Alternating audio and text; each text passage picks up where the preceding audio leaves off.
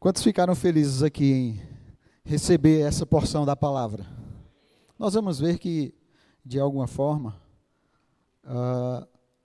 esse primeiro assunto, integridade, tem tudo a ver com firmeza doutrinária. A gente fazer um link, né, relacionado a eles aí, ok?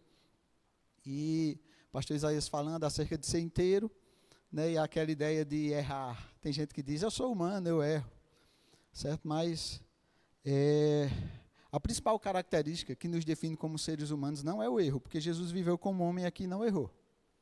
Em outra oportunidade a gente pode até aprender sobre isso, tá? Mas eu sei que às vezes é muito romântico isso, e a gente ouve muito no mundo, né, e eu já estou entrando dentro do assunto, tá? Porque às vezes os conceitos do mundo começam a roubar aquilo que nós aprendemos da palavra de Deus. Tem até uma música, inclusive, que diz assim, eu sou humano e eu só sei errar. Me ajuda a melhorar. Misericórdia. Que é isso? Não sei de onde esse autor tirou esse conceito aí. Né? Mas, enfim, fomos bem instruídos acerca de integridade hoje do nosso DNA, do nosso Pai. Amém?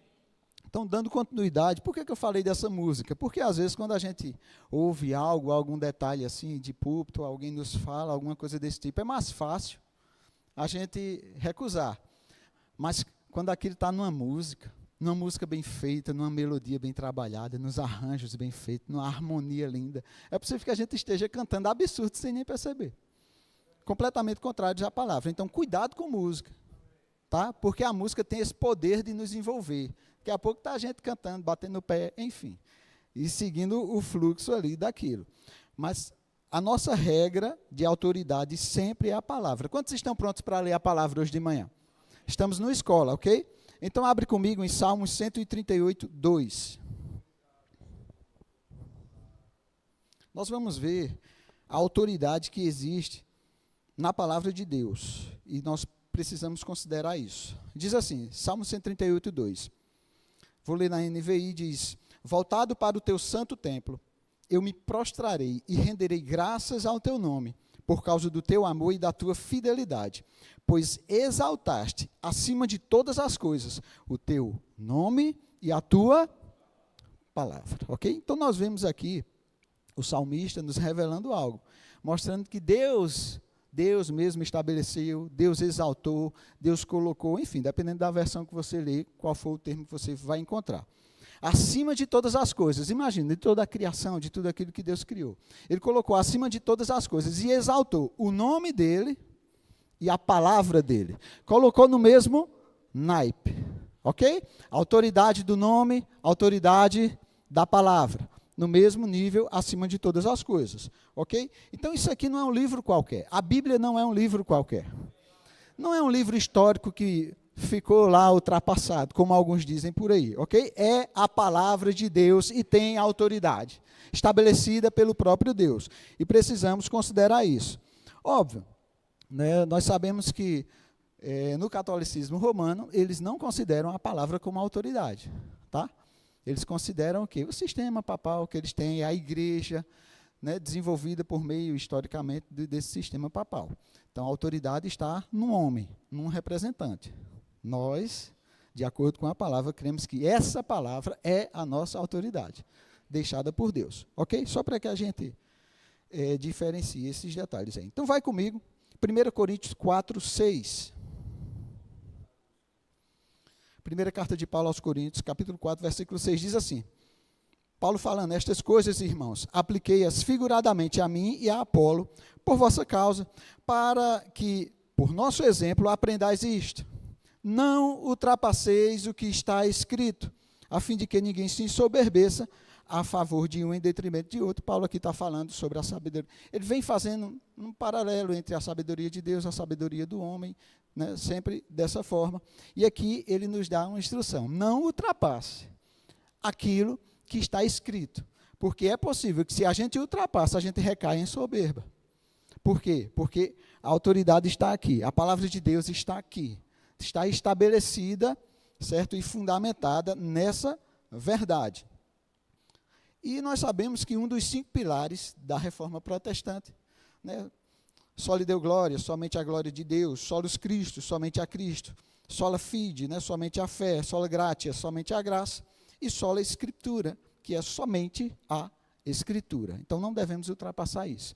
Os muitos erros cometidos pela igreja historicamente é porque eles ultrapassaram o que estava escrito. E aí, cada um que cria a sua própria doutrina e interpretação. E isso é muito perigoso. Ok?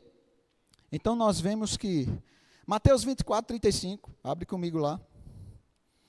Você vai começar a manejar bem aí a palavra hoje. Se você não tem esse costume, você precisa ganhar esse costume de abrir e ler a palavra, estudar a palavra. Mateus 24, 35 diz assim, o próprio Jesus dizendo, o céu e a terra passarão, mas as minhas palavras jamais, diga comigo, jamais passarão. Isso é, o que é céus e terra, gente? A criação, tudo vai passar.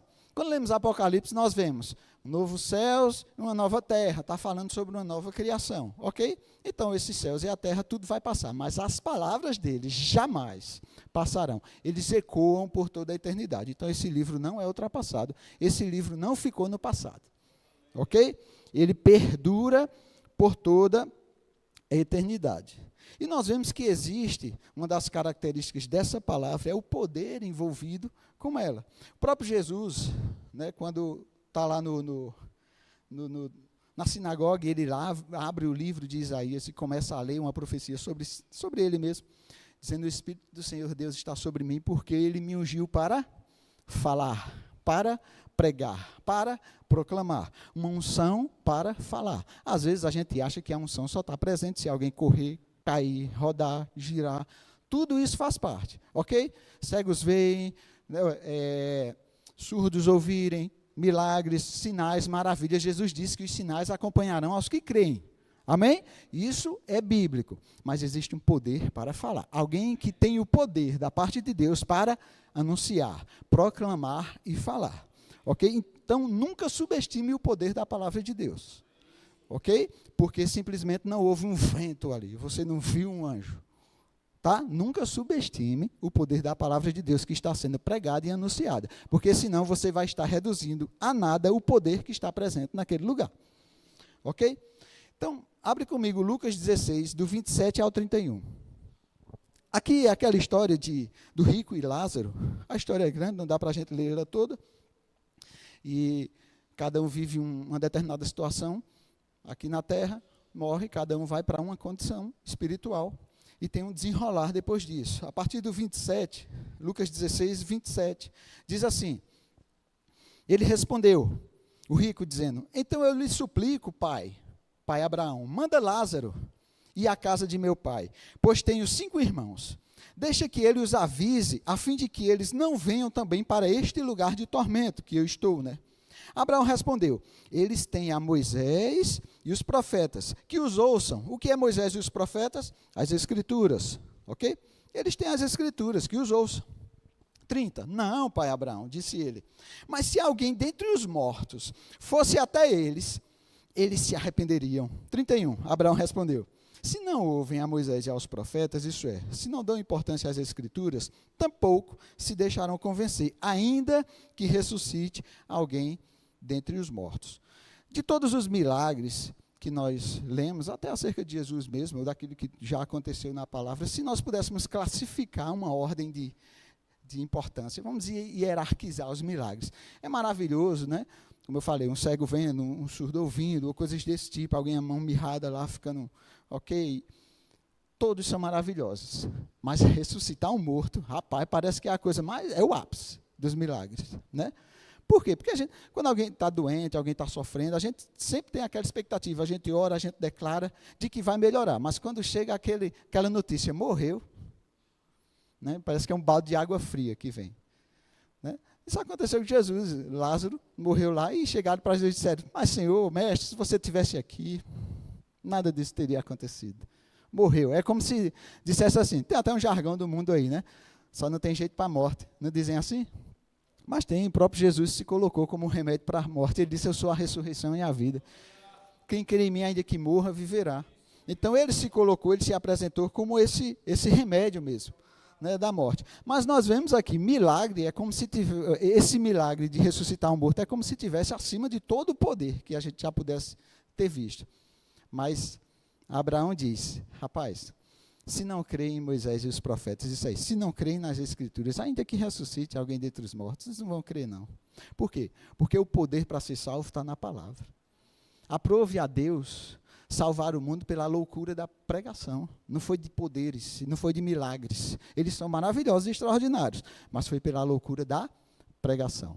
Porque é crendo na palavra. Existe uma autoridade nessa palavra e precisamos estar firmados nela, porque a gente sabe que toda sabedoria procede de Deus, né? Toda provisão vem dele. E é interessante quando a gente lê lá em Atos, está lá em Atos 8, depois se você quiser dar uma olhada lá, falando acerca de Filipe, que ele foi conduzido ao deserto para pregar para um etíope, que estava lendo as Escrituras e não estava compreendendo nada. Eu acho interessante isso. A partir do 30 diz assim, então Filipe correu para a carruagem, Atos 8:30. Então Filipe correu para a carruagem, ouviu o homem lendo o profeta Isaías e lhe perguntou, o senhor entende o que está lendo? Eu acho extraordinário isso aqui, porque tem alguém diante das Escrituras, ele está lendo, mas ele não está compreendendo. Deus proveu um ministro dele para correr e ir lá explicar. Olha que coisa maravilhosa. Então, fala muito acerca aqui de chamado ministerial, óbvio, não tem tempo da gente estar falando sobre isso, mas eu acho muito interessante isso, como é que alguém está lendo as Escrituras, não está entendendo, e Deus levanta um de seus ministros, tira ele de um lugar, leva ele para o deserto, para explicar uma passagem que esse cidadão não está entendendo.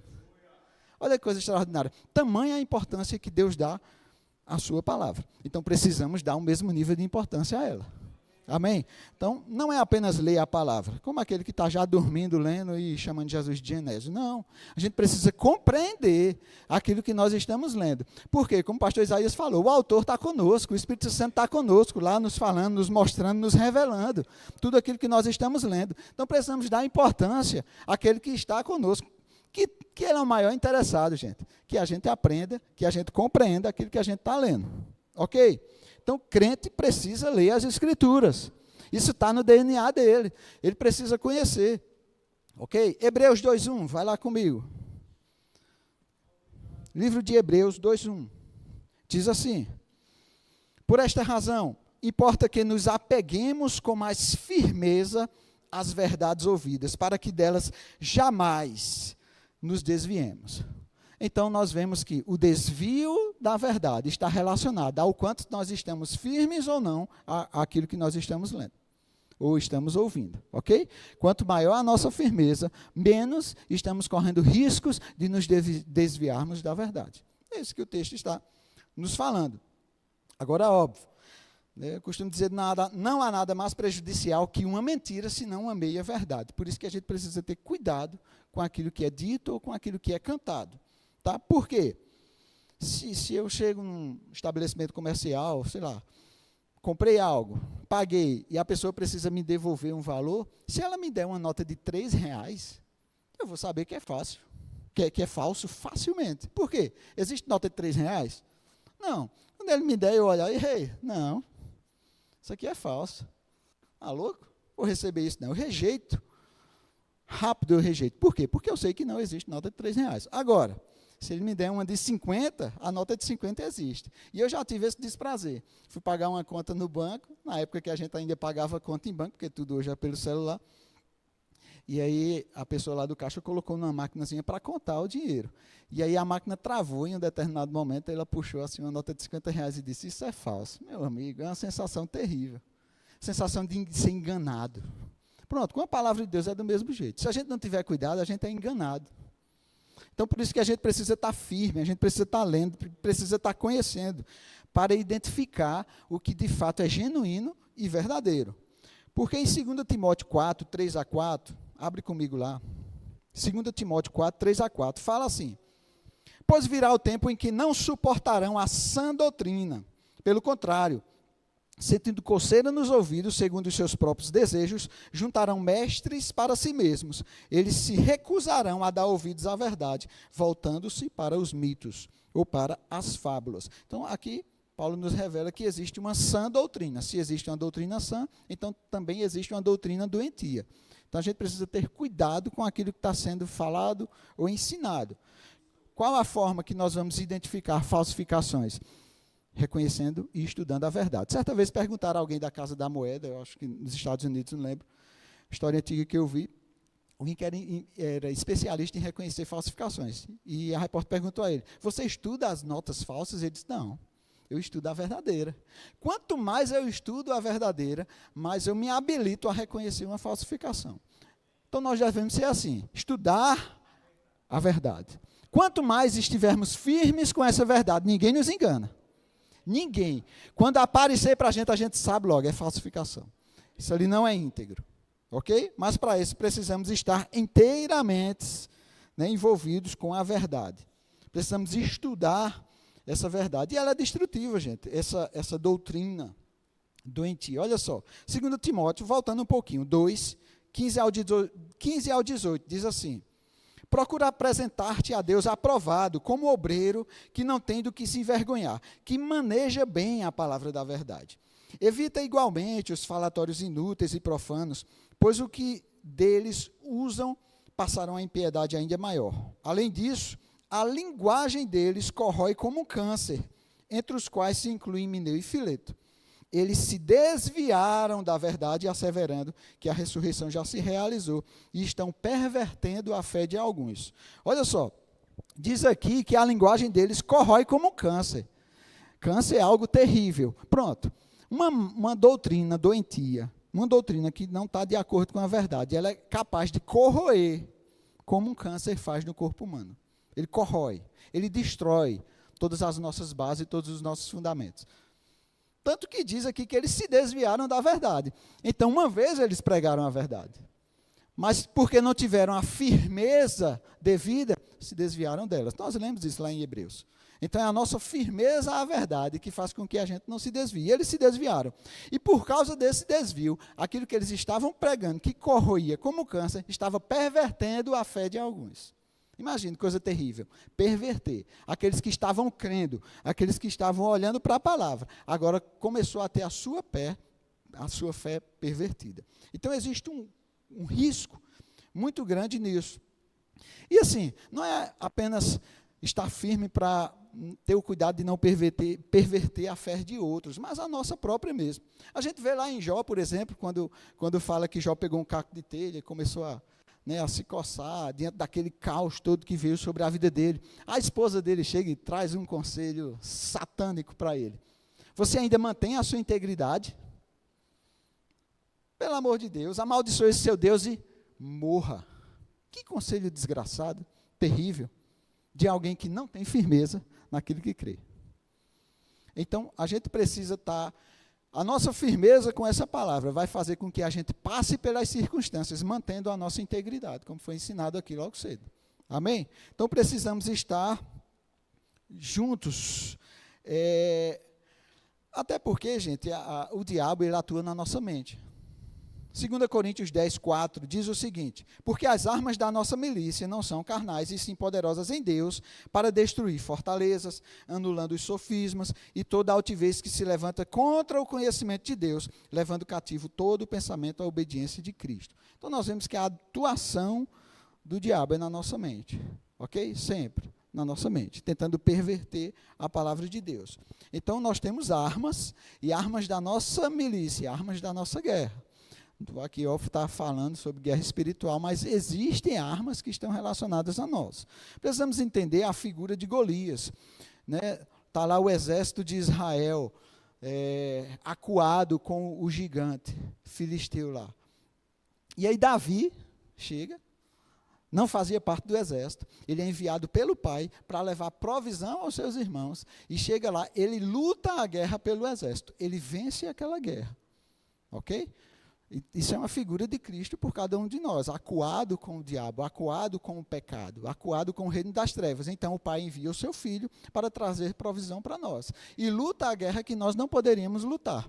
E quando nós vemos em Davi, por exemplo, na caverna de Adulão, com aquela galera rejeitada pela sociedade, aqueles ali se tornam os escudeiros dele, os guerreiros dele.